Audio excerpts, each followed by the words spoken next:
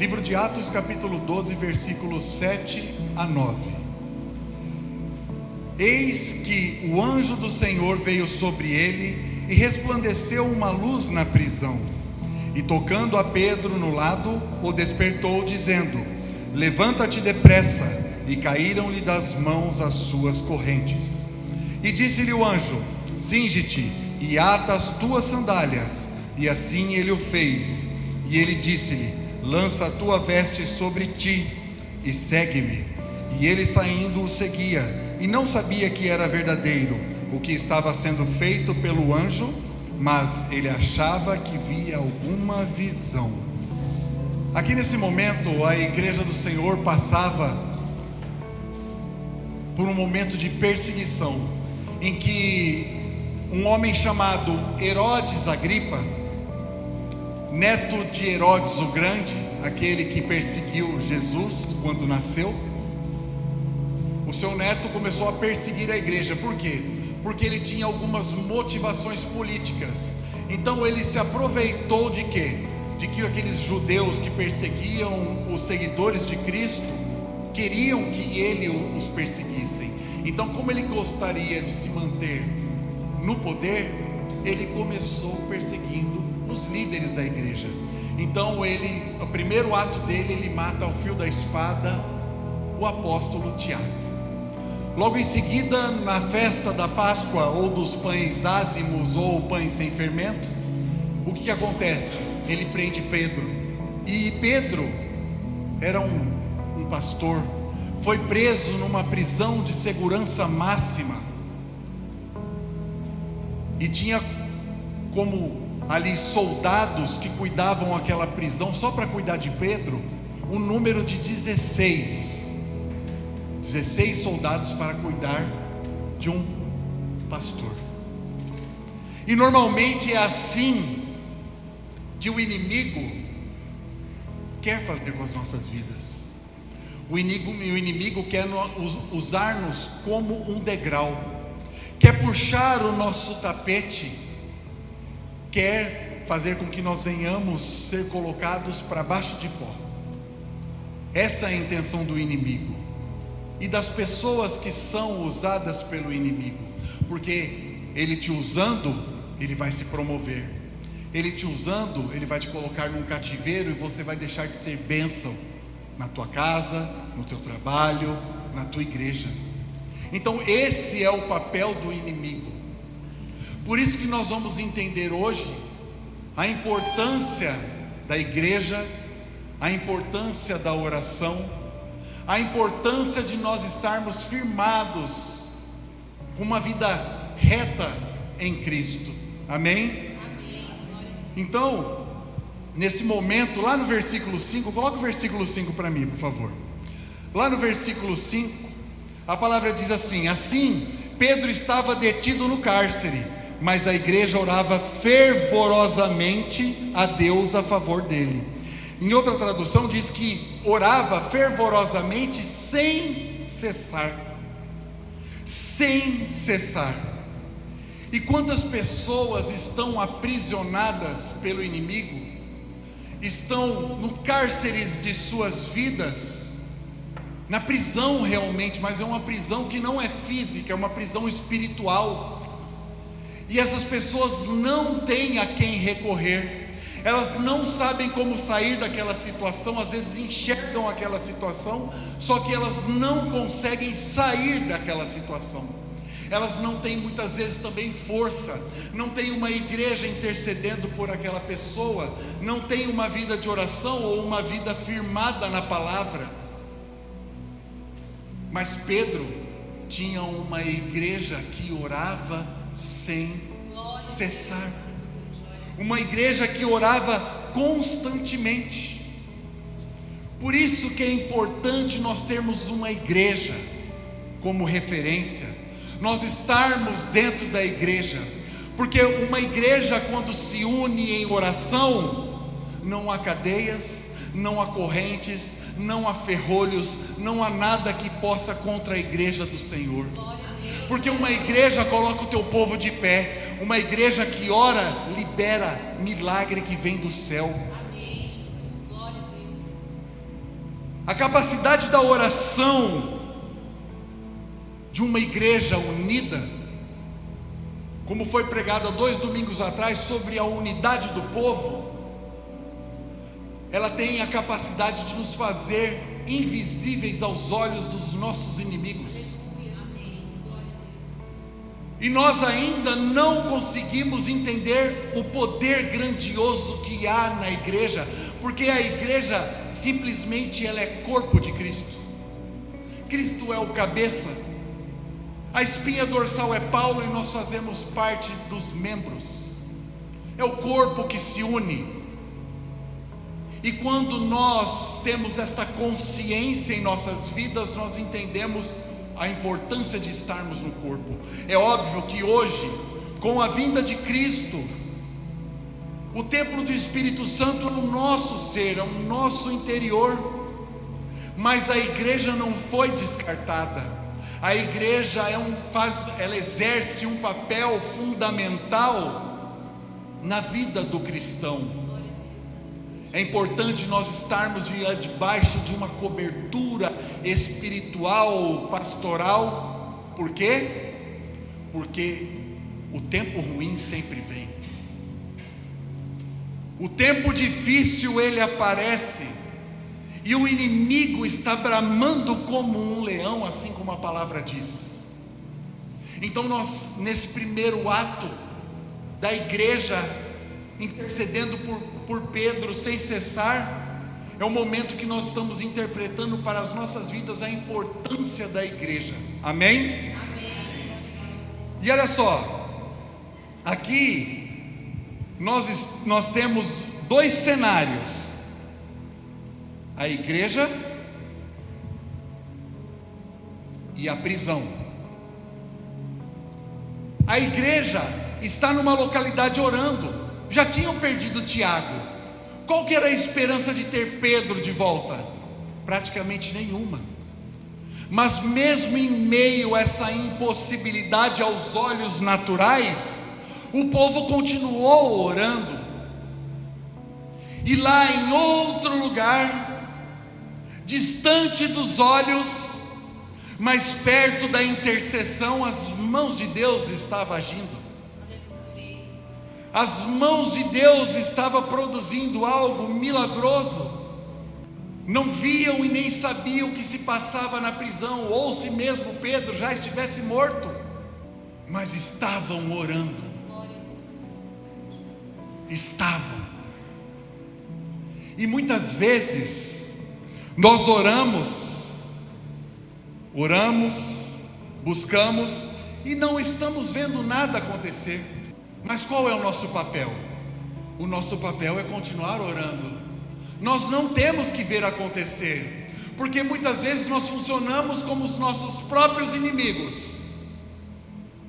Porque imagina se Deus trabalhasse às claras dos nossos olhos e nós pudéssemos ver o que Deus estava construindo ao nosso favor. Primeiro, que o inimigo iria tentar impedir. Lógico que não pode com as mãos de Deus, mas iria tentar impedir a nossa bênção chegar. E depois, se só nós víssemos o que aconteceria, nós temos a língua grande, às vezes não cabe dentro da nossa boca. Ficamos tão felizes e saímos com uma metralhadora, falando. E o que aconteceria? Perderíamos a bênção. Então, o papel que nós temos é continuar orando, porque lá, em outro lugar, Deus está fazendo o quê? Movimentando algo ou alguém em teu favor. E nós vamos experimentar aquilo que jamais imaginaríamos. Aí tem gente que fala: aconteceu do nada, pastor. Não existe do nada em Deus. Existe o de repente de Deus. De repente Deus libera a tua promessa. De repente Deus libera aquilo que você estava esperando. É o de repente de Deus. Nunca fale que do nada aconteceu, principalmente se você está debaixo de uma igreja, debaixo de uma intercessão, debaixo de um povo unido em oração que sabe orar. que busquem oração. Esse é o propósito que nós temos que ter em unidade, quando nós estivermos aqui, unidos, juntos. Aproveitarmos o momento que é concedido no final do culto e entoarmos cânticos e orações, abrirmos a nossa boca, soltarmos realmente esse ar que tem em nossos pulmões e clamarmos a Deus, porque a partir desse momento muitas manifestações espirituais vão acontecer na nossa vida. E isso daí é certo. Mas qual era, naquele outro cenário, qual era a real situação de Pedro na prisão? Pedro estava dormindo. Pedro estava dormindo entre dois soldados. Quando Paulo e Silas também estavam no cárcere, eles louvavam.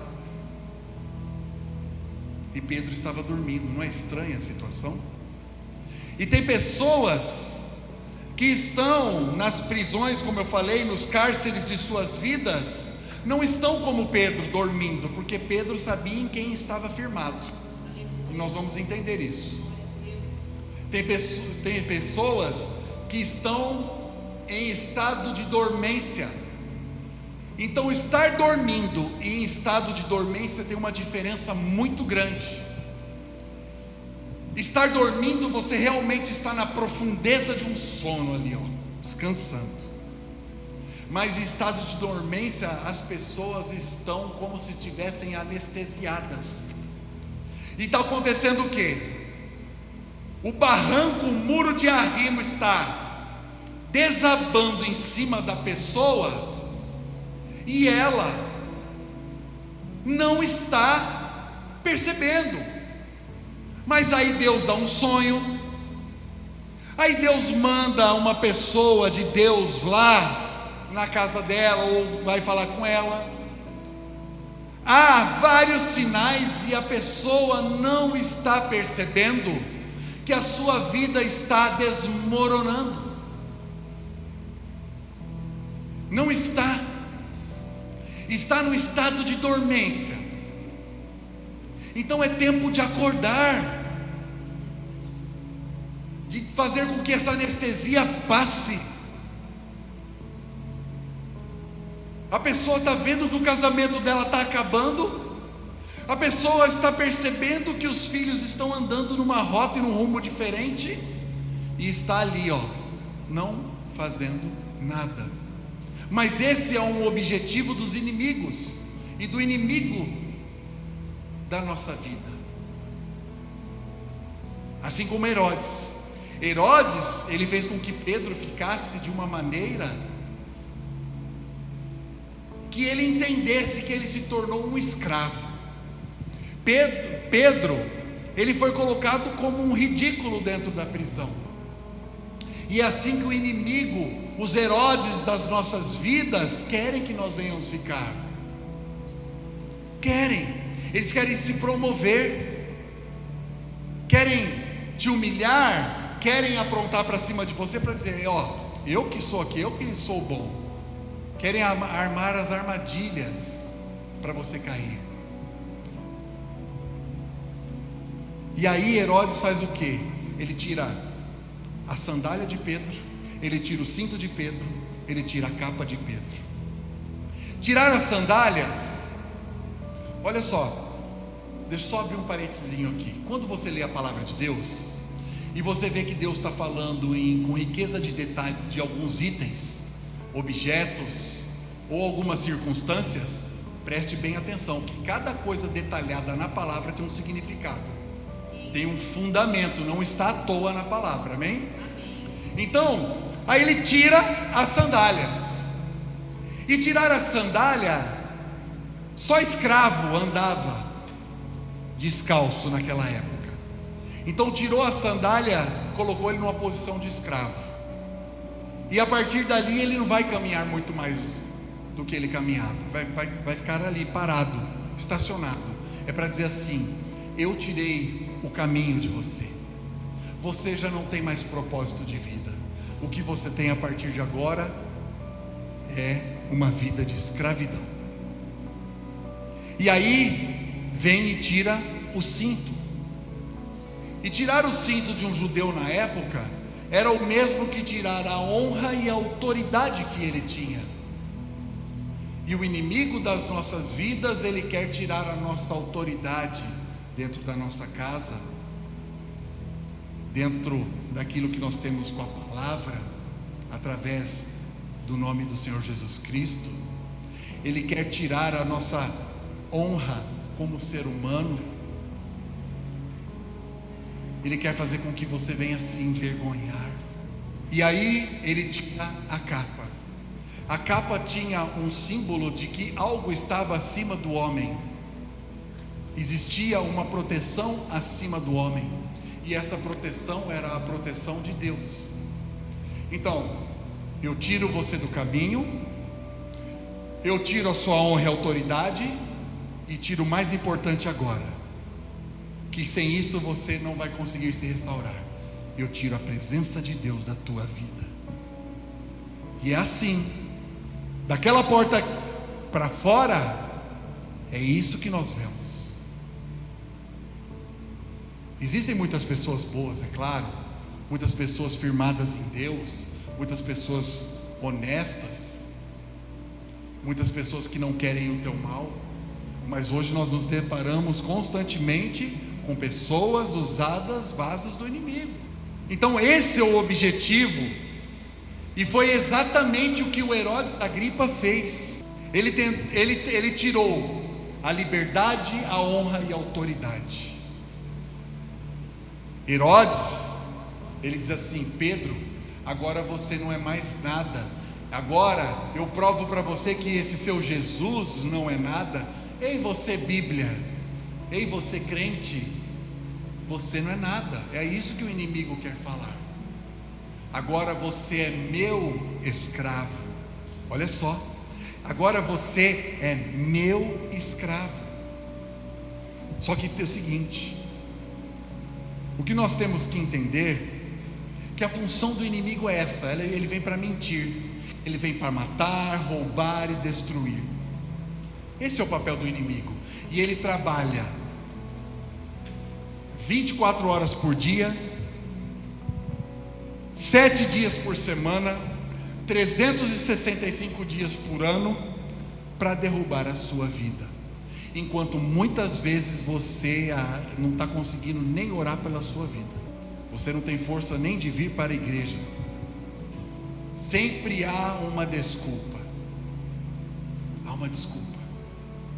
para estar nos caminhos, num caminho que te traz libertação, num caminho que te traz proteção, um caminho que te restaura a dignidade, um caminho que te coloca sob pés firmes, para que você possa caminhar de uma maneira justa. Só que o que nós temos que nos atentar é que quem tem promessa, quem tem uma promessa de Deus, assim como Pedro tinha, não vai ficar nas mãos do inimigo, porque a promessa vai ser cumprida, queira o inimigo ou não queira o inimigo. A promessa será cumprida. Cumprida. E o nosso papel é como foi falado domingo aqui, é nós abraçarmos a promessa em fé, segurarmos a nossa promessa. Que promessa? Promessa de salvação, de ter uma vida firmada na palavra, em que você conserta os seus erros, em que te afasta do caminho de pecado, em que te leva para um caminho de justiça, um caminho de paz, um caminho de amor, um caminho de transformação.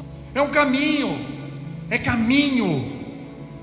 E como é que pode uma pessoa estar no corredor da morte e estar dormindo? E nós às vezes estamos preocupados com um problema que nós vamos resolver amanhã.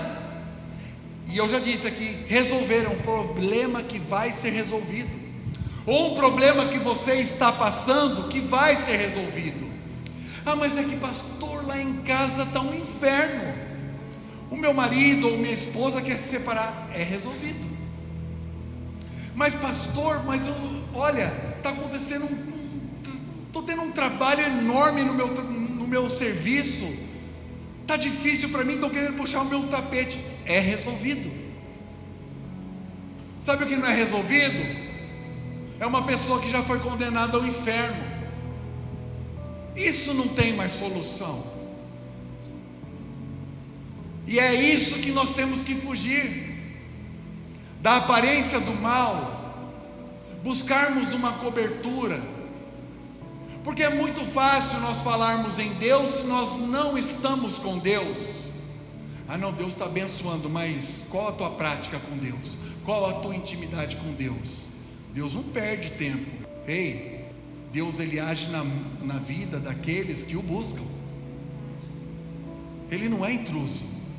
Se você não está buscando, pode falar em Deus à vontade. É tudo da boca para fora. Porque Deus, Jesus, ele é verbo, é o verbo que se fez carne. Ou seja, verbo, ele denota ação, indica ação, movimento. E se você não estiver no movimento de Deus, você está fora das mãos de Deus. É simples. O Evangelho de Jesus é simples. É muito simples. Então, aquele problema que você está passando vai ser resolvido. E você vai entender como que vai ser resolvido, amém? Então, Pedro estava dormindo, mas olha o que Paulo ele nos diz em Romanos 14:8. Se vivermos é para honrar o Senhor, e se morrermos é para honrar o Senhor. Então, ou seja, se estamos vivos ou mortos, nós temos que honrar o Senhor. Portanto, quer vivamos, quer morramos, pertencemos ao Senhor. Esse é o verbo, pertencer. Essa é a importância de nós pertencermos ao Senhor. E Pedro tinha que continuar, porque havia uma promessa na vida de Pedro, como há muitas promessas em nossas vidas. Está na palavra as promessas, mas também existem propósitos e profecias ao nosso respeito ainda que vão se cumprir. E naquele momento que Pedro andava com Cristo, Jesus ele libera uma palavra para Pedro. Por isso que Pedro não vai morrer na cadeia, porque quando nós temos uma palavra liberada sobre a nossa vida, não há inimigo que vai ceifar as nossas vidas. Glória a Deus, aleluia. Olha só, João 21:18 está aqui. Está a prova porque Pedro não ia morrer pelas mãos de Herodes. Embora Pedro ele teve uma morte forte, mas não no momento que o inimigo queria, mas foi no momento que Deus permitiu. Por quê? Porque nesse momento aqui que Pedro, ele era a pedra de arrimo da igreja depois da ascendência de Cristo, da ascensão de Cristo, Pedro ele estava o que fazendo? Ele estava construindo os passos da igreja. Ele estava sedimentando a igreja. E o Evangelho de Jesus ainda não estava todo escrito. Ainda Pedro estava fazendo parte da continuidade da história. Então não poderia ceifar a vida de Pedro ainda. Amém? Então olha lá, João 21:18. Na verdade eu te digo, quando tu eras jovem, ou seja, quando Jesus estava falando isso para ele já não era mais jovem. Quando tu eras jovem, não era mais. Te cingias a ti mesmo e andavas por onde querias, mas quando envelheceres, quando ficar velho, quando for de idade, estenderás tuas mãos e outro te cingirá e te levará para onde tu não queiras. Olha aí, está aqui a promessa da palavra, está aqui a promessa. E lá no versículo 7, voltando no primeiro versículo do texto base, olha só, diz lá que uma intensa luz brilhou na cela e o anjo do Senhor apareceu. O anjo do Senhor tocou de lado Pedro, de lado. E disse, para acordá-lo, e disse: depressa, levante-se. Aqui, quando a palavra de Deus diz o anjo do Senhor, é a própria presença de Deus, é a personificação do próprio Deus. Quando lá em Jacó luta com o anjo do Senhor, Jacó luta com Deus. E aqui Pedro é acordado pelo próprio Deus. Isso se chama teofania, segundo a teologia. Então, só que dentro desse versículo existem algumas etapas. E a primeira etapa foi o que? Pedro obedeceu à voz do anjo. Olha só, o princípio da obediência te coloca de pé. Então se Deus está falando contigo e você está se fazendo de tantã, você está fugindo da obediência de Deus. Mas se você está ouvindo a voz do Senhor e os detalhes que Ele apresenta para você, nas pequenas coisas, como a pastora falou aqui, que Deus está falando, e é uma verdade, porque como o pastor diz, pequenas coisas são alicerces para grandes coisas. Então valorize as pequenas coisas. Então Deus está falando contigo, dê ouvidos, seja obediente à palavra, construa a sua vida firmada na palavra. E aí a palavra faz com que você fique de pé. Aí depois, aqui no versículo fala, levanta-se. Ou seja, só que fala apressadamente. Pedro teve que se levantar rapidamente, porque não era qualquer momento que ele estava vivendo. E olha só, sem demora.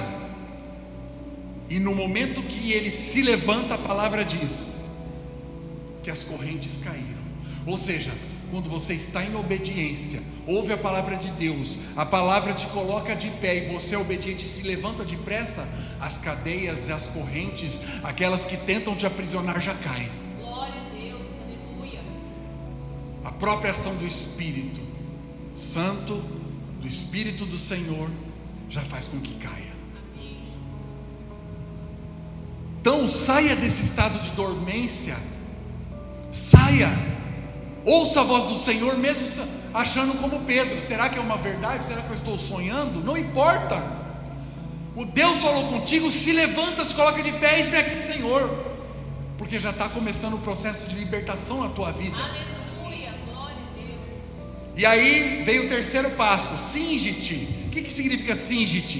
Coloque o cinto. Ou seja, o inimigo tirou a honra e a autoridade, Deus vem e fala, não, quem deu a honra e a autoridade fui eu. Coloca o cinto. Coloca o cinto. E agora Pedro, ele estava sabendo, quando ele coloca o cinto, que ele tinha uma nova missão a ser cumprida. E muitas vezes nós estamos indo para a nossa missão sem revestimento. A missão das nossas vidas sem revestimento. Ou seja, esse revestimento é o que? A autoridade do Espírito Santo sobre as nossas vidas. Nós estamos caminhando e fazendo como vem na telha, como diz o ditado, como vem na minha cabeça, sem direção de Deus. Senhor, isso é bom para a minha vida? Fala comigo através da tua palavra. Saia para a missão preparado, em qualquer área da sua vida, esteja preparado, seja preparado, prepare-se. E não é diferente no campo espiritual. O campo espiritual é campo de preparação. Prepare-se. Não saia de qualquer jeito. E aí vem o quarto: calce as sandálias. O inimigo disse que você é escravo, mas Deus vem e te restaura e fala, você não é escravo. Meu filho, o sacrifício vivo na cruz do Calvário já pagou os seus pecados, já te tirou da escravidão do pecado. Calce as sandálias. Calça a sandália. Para de se submeter à escravidão. Conserta a sua vida. Arruma a casa. Tem uma passagem na Bíblia que eu gosto muito, que é a parábola do filho pródigo. O filho pródigo, ele agiu de maneira dissoluta, ou seja, ele foi realmente para a esbórnia, ele foi para a festa, ele foi gastar o dinheiro. O que ele fez? ele desonrou o pai, entristeceu o coração do pai. Ele pediu a herança dele com o pai vivo. Ele diz assim, a leitura que nós fazemos é a seguinte: pai, você está morto em vida, eu não me importo, eu quero o meu direito de herança. E o pai dá a herança, dá a parcela da herança. Só que a maneira que ele viveu, ele perdeu tudo. Mas ele tem que voltar para a casa do pai, porque ele estava comendo com porcos. Então ele volta para a casa do pai. E a mente dele diz assim: pelo menos eu serei igual os servos na casa do meu pai. E quando o pai o avista, o pai olha, abre um sorriso e vai ao encontro do filho que estava perdido e agora volta. E a primeira atitude do pai não é castigar. A primeira atitude do pai é amar. O pai dá aquele abraço no filho, com certeza deu um beijo em sua testa e imediatamente restaura aquela vida de escravo. Vestes novas, um anel que significa também autoridade, e as sandálias. As sandálias. Será que é preciso você perder tudo também, igual o filho pródigo, para você voltar? Será que é preciso você perder tudo na sua vida para você voltar? Para de entristecer o pai. Para de macular a sua vida no que não presta. Para de entristecer o pai. Não perca tudo. É triste, mas o pai, mesmo assim, estava de braços abertos, como está para nós de braços abertos para nos receber. Não importa a condição que você se encontrou lá fora, que você se encontra, importa é você voltar para a casa do pai. Hoje é uma oportunidade de reconciliação. Hoje é uma oportunidade de você voltar a colocar as sandálias que Deus está ofertando na sua vida de maneira gratuita. Mas teve um preço de cruz. Não desperdice a oportunidade.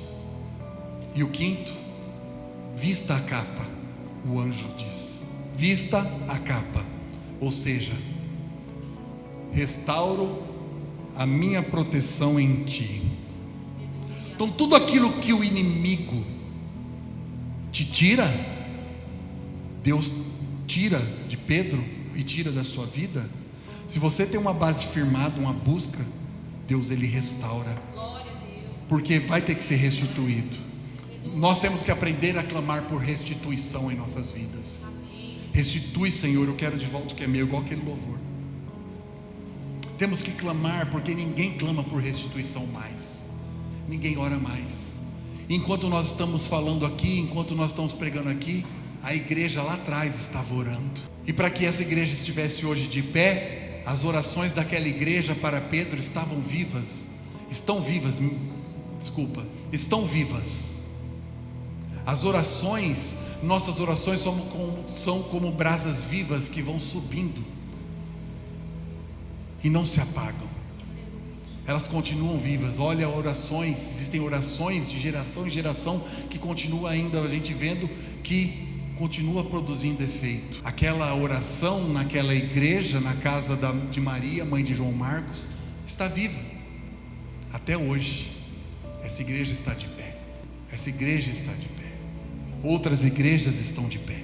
E aí, restaura a proteção. E o sexto ponto, segue-me. Ou seja, o que é seguir? É o caminho apontado por Deus. É o caminho que Ele tem como propósito. É esse que nós devemos seguir. É esse.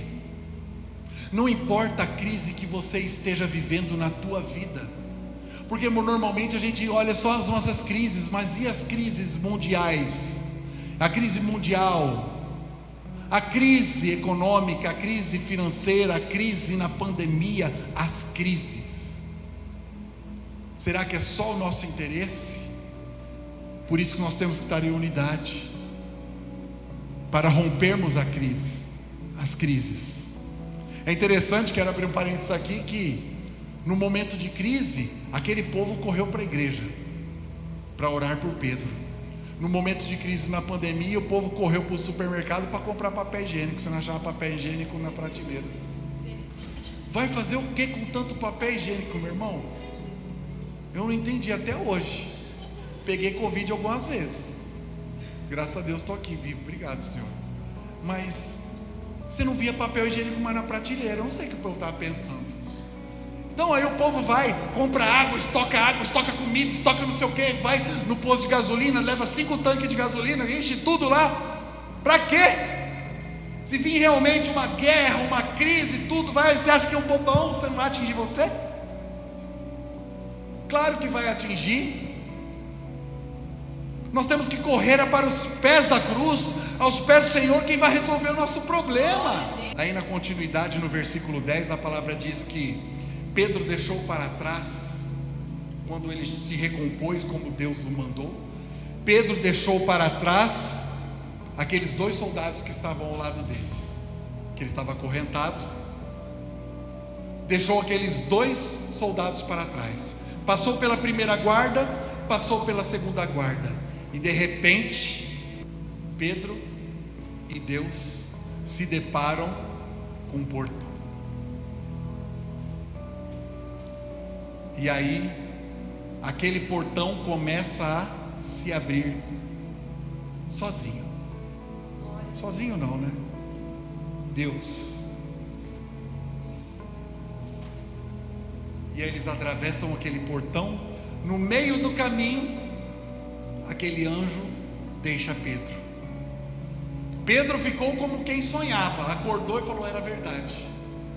E a igreja acreditando que Pedro havia morrido, mas daqui um pouco Pedro chega na porta, num portãozinho de madeira pequeno, e ó,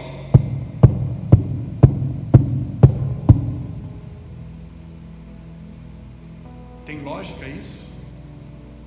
Acabou de atravessar de uma maneira sobrenatural uma grande porta.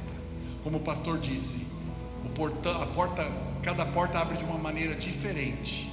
As maiores portas abrem mais devagar, lentamente, porque a porta que abre lentamente significa que ela é grande, e porta que é grande é porque vai passar coisa grande. Ali estava passando o propósito da igreja, assim como vai passar o teu propósito também. Então, Pedro chega e bate. O que nós temos que ter como consciência é que portas do impossível, elas estão estabelecidas na nossa vida, constantemente. Só que nós somos insistentes, nós estamos tentando abrir a porta do impossível, e não vai adiantar com a força do seu braço, porque ela não é capaz disso. Essa porta do impossível só pode ser aberta por Deus, a partir do momento em que você for obediente, se colocar de pé, as cadeias começarem a cair, você vestir o seu cinto, vestir a sua sandália, colocar a tua capa e seguir o caminho de Cristo. Mas também tem as portas do possível, que Deus vai permitir que você chegue lá e bata para alguém abrir para você, ou você mesmo vai abrir, Ele vai te capacitar. O que nós temos que entender é que, seja a porta do impossível, ou seja a porta que você bate, todas Deus tem que estar inserido. Porque quando ele bate ali na porta para abrirem, porque Pedro não era um intruso, ele estava batendo para abrirem para ele, porque ele tinha respeito por aquele povo que orava. Então, todas, porque se a porta do impossível não tiver Deus, ela não vai se abrir. E se a porta do possível também não tiver Deus, é porque o nosso eu entrou primeiro e Deus saiu de cena. O que nós temos que entender é o seguinte: Pedro não precisou bater na porta do impossível, Pedro não precisou fazer nada com a porta do impossível, ele só precisou bater na porta do possível. Mas quem o acompanhava sabia porque o acompanhava. Independente da porta que se apresente na tua vida, o mais importante é que nós tenhamos uma consciência que todas elas venham ser uma resposta de oração na sua vida. Deixa Deus abrir a porta do impossível da tua vida. Para de ser persistente numa coisa que não é para a tua capacidade. Agora, aquela que você tem que bater, vai lá e bata. Não arrompe, não burle, não faça errado, porque Ele vai te capacitar para você abrir. Tenha essa distinção na sua vida. Comece a entender desde lá de cima o propósito da igreja. Aquela igreja não via, mas orava. Ela, independente do resultado, ela orava. Pedro tinha um propósito. Pedro foi obediente. Pedro continuou a sua missão, a sua jornada. E é assim que nós temos que estar. Esse é o ensinamento que a palavra está vindo e nos direcionando hoje, para que a gente venha ter a oportunidade de ver o sobrenatural acontecer e o natural nós agirmos, mas sempre na dependência do Senhor. Glória a Deus.